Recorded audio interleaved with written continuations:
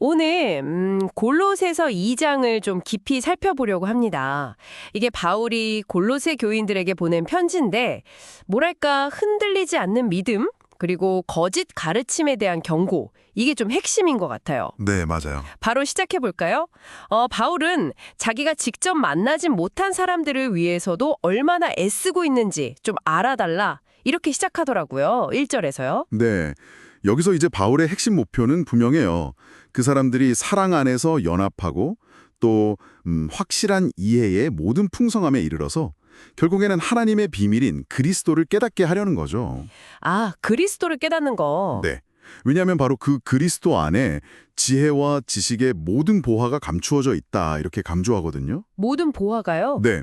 그러니까 이건 여기도 막 그럴듯한 말, 여기서 교묘한 말이라고 표현했는데 이걸로 속이지 못하게 미리 딱 알려주려는 의도인 거죠. 그렇군요. 그럼 우리가 구체적으로 어떻게 살아야 하는가? 이게 또 중요하잖아요. 그렇죠. 6절에 답이 나오는 것 같아요. 그리스도 예수를 주로 받았으니 그 안에서 행하라. 네, 행하라. 그러니까 그냥 믿고 끝나는 게 아니라 그분 안에 깊이 뿌리를 내리고 또 세움을 받고 배운 대로 믿음에 굳게 서서 그리고 감사가 넘치게 하라. 이거죠. 아주 적극적인 삶을 말하는 것 같아요. 맞습니다. 그런 권면과 함께 동시에 아주 강력한 경고도 나와요. 아, 경고. 네.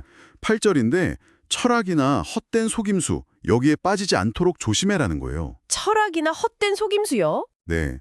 이게 뭐냐면 사람에게서 그냥 전해 내려오는 전통 혹은 세상의 초등학문 이런 걸 따르는 거지 절대 그리스도를 따르는 게 아니라고 딱 선을 긋습니다. 여기서 말하는 철학이나 헛된 속임수가 구체적으로 당시 골로새에 어떤 특정 사상이 있었던 걸까요? 그냥 모든 인간적인 생각을 다 비판하는 건 아닐 것 같고. 네, 맞아요. 정확히 어떤 거다라고 딱 명시되진 않았지만 문맥을 보면 아마 그리스도만으로는 좀 부족하다. 이런 식으로 가르치거나 아니면 어떤 신비주의적인 체험. 아, 그런 거요. 네, 혹은 굉장히 엄격한 규율 준수 같은 걸 구원의 조건처럼 내세우는 좀 혼합주의적인 그런 가르침이었을 가능성이 커 보여요. 아하. 근데 바울이 이걸 경계하는 이유는 아주 명확합니다. 그리스도 안에는요, 신성의 모든 충만함이 육신으로 그대로 머물고 계시다는 거죠. 네, 그리스도 안에. 네, 그리고 여러분도 이미 그분 안에서 충만해졌기 때문에 다른 게 더 필요 없다 이 얘기를 하는 거예요. 그렇군요. 11절에 보면 그리스도의 할례라는 표현이 나오던데 이것도 좀 흥미로워요. 이게 손으로 하는 그런 할례가 아니라는 거죠. 그렇죠. 육체적인 게 아니라 그 죄의 본성, 육신의 몸, 이걸 벗어버리는 영적인 변화를 말하는 거거든요. 아, 영적인 변화? 네, 이게 또 세례랑 연결이 돼요. 우리가 세례를 통해서 그리스도와 함께 장사되고 또 그분을 죽은 자 가운데서 살리신 하나님의 능력을 믿음으로써 그리스도와 함께 일으킴 받았다. 이 진리와 딱 연결되는 거죠. 와, 그렇군요. 그러니까 죄 때문에 죽었던 우리가 하나님 덕분에 그리스도와 함께 살아났고 모든 죄를 용서받았다. 이런 선언인 거예요. 정말 강력한 선언이네요. 네. 여기서 더 나아가서 바울이 아주 극적인 이미지를 쓰는데요. 14절, 15절을 보면 우리한테 불리하게 작용했던 그 율법 조문들 있잖아요. 네네. 그걸 하나님께서 완전히 지워버리시고 십자가에 못 박아서 무효로 만드셨다고 선언해요.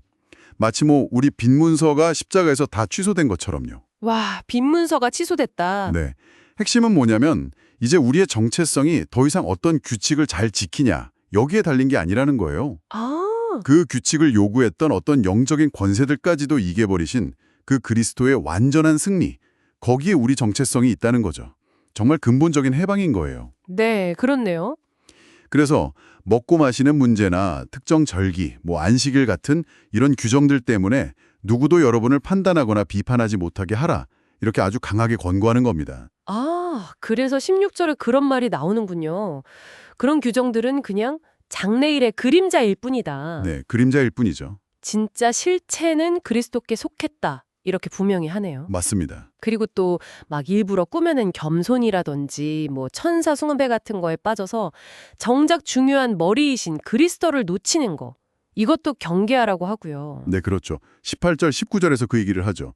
온 몸은 머리이신 그리스도로부터 영양분을 받아서 자라야 하는데 엉뚱한 데 집중하면 안 된다는 거예요. 그렇군요. 머리를 붙들어야 한다. 네. 그리고 마지막으로 바울이 아주 근본적인 질문을 던져요. 자, 여러분이 이미 세상의 초등 학문에 대해서 그리스도와 함께 죽었는데 왜 아직도 세상 규례에 얽매여서 사느냐? 이렇게 묻는 거죠. 아.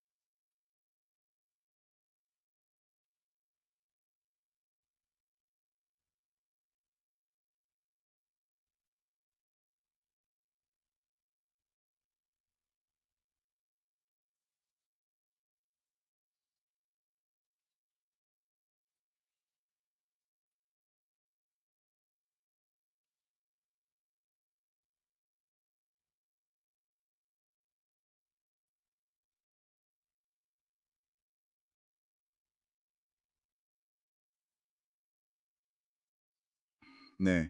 여기서 더 나아가서 바울이 아주 극적인 이미지를 쓰는데요.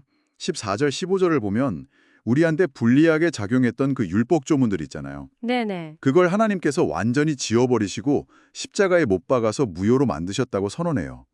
마치 우리 빈 문서가 십자가에서 다 취소된 것처럼요. 와, 빈 문서가 취소됐다? 네. 핵심은 뭐냐면 이제 우리의 정체성이 더 이상 어떤 규칙을 잘 지키냐 여기에 달린 게 아니라는 거예요. 아, 그 규칙을 요구했던 어떤 영적인 권세들까지도 이겨버리신 그 그리스도의 완전한 승리, 거기에 우리 정체성이 있다는 거죠.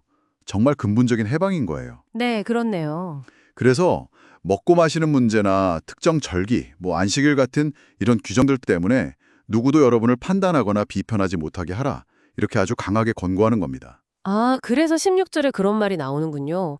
그런 규정들은 그냥 장래일의 그림자일 뿐이다. 네, 그림자일 뿐이죠. 진짜 실체는 그리스도께 속했다. 이렇게 분명히 하네요. 맞습니다. 그리고 또 막 일부러 꾸며낸 겸손이라든지 천사 숭배 같은 거에 빠져서 정작 중요한 머리이신 그리스도를 놓치는 거. 이것도 경계하라고 하고요. 네, 그렇죠. 18절, 19절에서 그 얘기를 하죠. 온 몸은 머리이신 그리스도로부터 영양분을 받아서 자라야 하는데 엉뚱한 데 집중하면 안 된다는 거예요. 그렇군요. 머리를 붙들어야 한다. 네. 그리고 마지막으로 바울이 아주 근본적인 질문을 던져요. 자, 여러분이 이미 세상의 초등학문에 대해서 그리스도와 함께 죽었는데 왜 아직도 세상 규례에 얽매여서 사느냐? 이렇게 묻는 거죠. 아, 왜 아직도? 네. 예를 들면 21절에 나오는 것처럼 이거는 붙잡지도 말고 맛보지도 말고 만지지도 말라. 이런 식의 금욕주의적인 규정들 말이에요. 네, 그런 규정들. 이런 것들은 그냥 잠시 쓰이다가 사라질 것들이고 본질적으로 보면 그냥 사람의 명령과 가르침일 뿐이다. 이렇게 지적합니다. 사람의 명령과 가르침. 네. 겉으로 보기에는요, 스스로 만든 어떤 경건, 여기서 자의적 숭배라고 했는데, 혹은 겸손, 몸을 괴롭게 하는 것, 이런 데는 뭔가 지혜로워 보일 수도 있다는 거예요. 네, 그쵸. 뭔가 있어 보이죠. 그렇죠. 하지만 실제로는 육체의 욕망을 억제하는 데는 아무런 유익이 없다. 이렇게 딱 결론을 내립니다. 여기서 말하는 자의적 숭배라는 건 아마 하나님이 원하시는 방식이 아니라 그냥 자기 스스로 만들어낸 어떤 종교적인 열심, 그런 걸 의미할 수 있겠죠. 아, 들어보니까 골로새서 2장의 핵심 메시지가 정말 간략하게 다가오네요. 그러니까 참된 영적 성숙이나 자유는 사람이 만든 어떤 철학이나 종교 규율 이런 게 아니라 오직 머리이신 그리스도께 뿌리를 내리고 그분 안에서 살아갈 때 온다. 이런 외침 같아요. 네, 정확합니다. 그래서 마지막으로 우리가 함께 생각해 볼 질문이 이거인 것 같아요. 23절에서 사람의 규율이 겉으로는 지혜 있는 모양을 가질 수 있지만 실제로는 아무 영적 유익이 없다고 말했잖아요. 네. 그럼 오늘날 여러분의 삶에서 정말로 믿음을 깊게 하고 그리스도께 더 가까이 나아가게 하는 그런 실천과 단순히 지혜 있는 모양만 갖춘 사람의 가르침이나 전통, 이걸 어떻게 분별하고 계신가요? 이 질문을 한번 잠시 곱씹어보는 그런 시간이 되셨으면 좋겠습니다.